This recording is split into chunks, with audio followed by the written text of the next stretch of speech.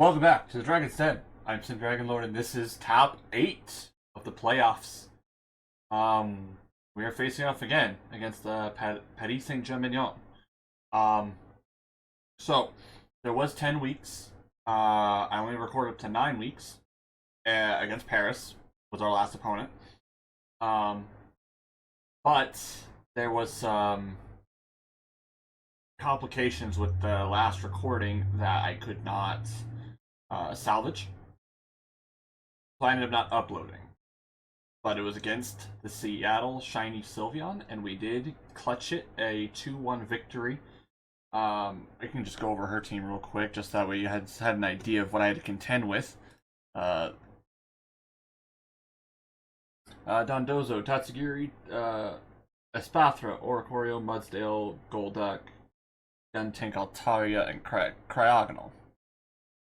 It was a tough fought match, but we ended up pulling through.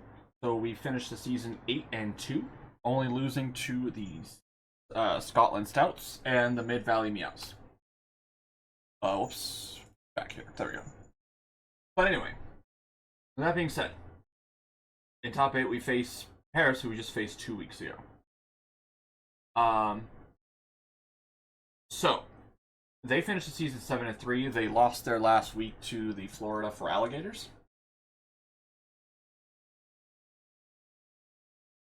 But that does not mean I'm overlooking this match. Just because we beat them in, a couple weeks ago and just, all that. Part of that was large in part due to kind of a cheeky strat that I did with Hypno, which we are also bringing again, but I'm also not as confident that that will work this time. We do have other cheeky strats that we can try to employ, but the surprise factor with the Hypno strat is gone, and they might be preparing for that.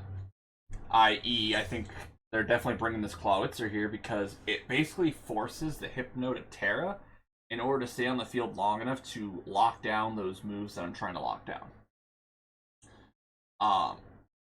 So that's basically what Hypno's there for. It's just to prevent the Hatterene and the Indeedee from using those moves that would be super effective against Annihilate. Now, with that being said, they could also change it up and go Shadow Ball, but I can't cover for everything. So it is what it is. So as you can see, the right-hand side is pretty much what he brought last time. He could change it up, maybe bring the Dunsparce instead of Rotom. But I'll be honest with you, I think the Rotom is just a little bit better in this case. He's not once brought Fortress, so I don't think he's going to start now. That would be the only other thing I could think of that he might want to bring. But the reason I say the Rotom is probably better in this instance than the Dunsparce is just simply the fact that they both share a fighting weakness, but one of them has the capabilities to actually burn me if it comes down to it. So, I mean, and then, I don't know, I feel like the Rotom's just a little bit better, but I digress. He could change his mind. He might not have liked how that last game went and change his mind. Anyway. Once again, messing around with the EV spread with the Annihilate, just to have more favorable matchups into certain things. Definitely a higher emphasis on special defense bulk, just so that way Hatterene and Indeedee aren't dealing as much damage. Sorry, really thirsty. Now,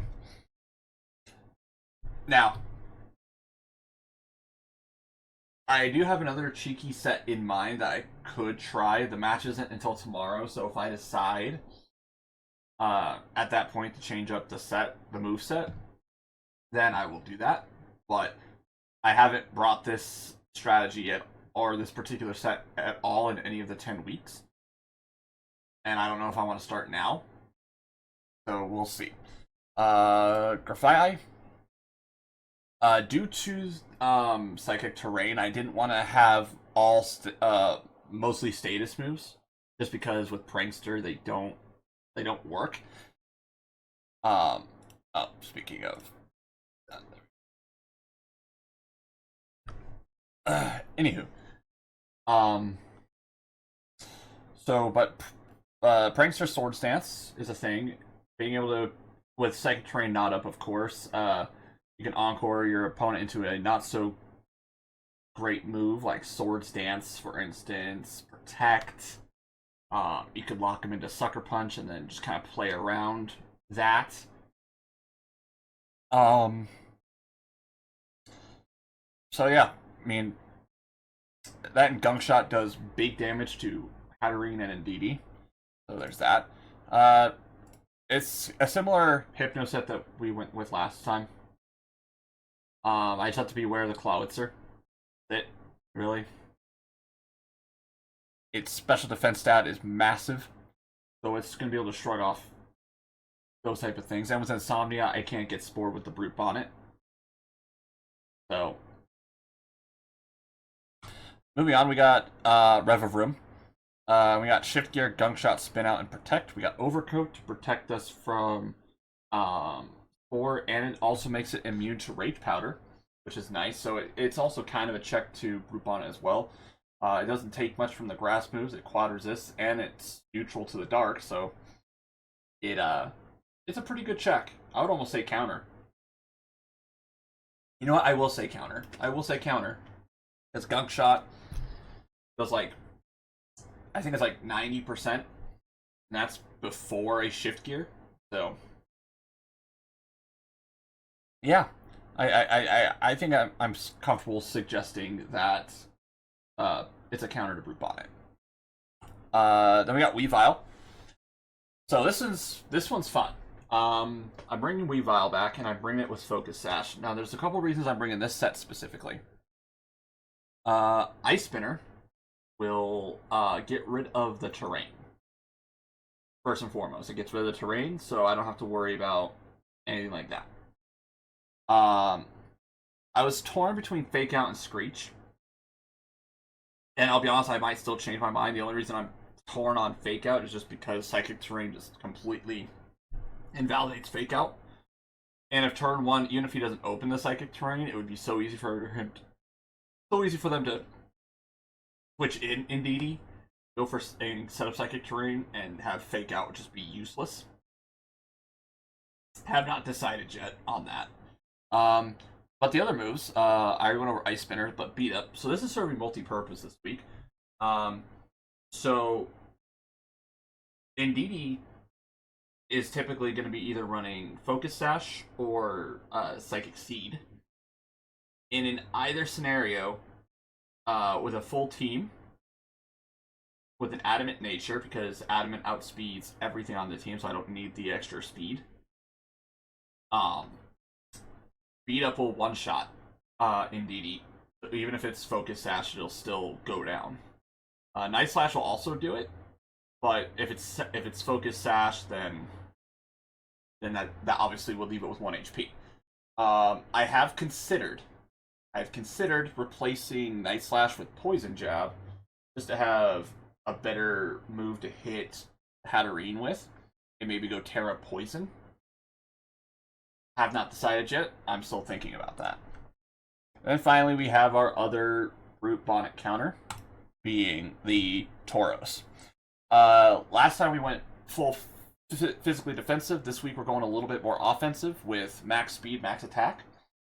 But we're still keeping the Will-O-Wisp, though, because the Will-O-Wisp is kind of important in neutralizing the Brute Bonnet and the Iron Hands.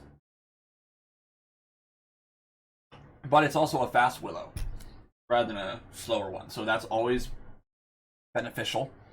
With Intimidate, we're still going to be taking hits pretty okay. But the thing is that Flare Blitz now one-shots the Brute Bonnet, and it does big damage to basically everything else. Close Combat's going to do some decent damage as well. And then just Protect. Safety Goggles, obviously, to make us immune to Spore and Rage Powder. Not that I'm too concerned about Rage Powder, because, you know, either one of my moves is going to one-shot the Brute Bonnet, so if he does Rage Powder, he's basically sacking the Brute Bonnet. So, anyway, that's all I got. Let's just hope that this match goes well. It could go either way, honestly. And I'll catch you guys in the battle portion right about now.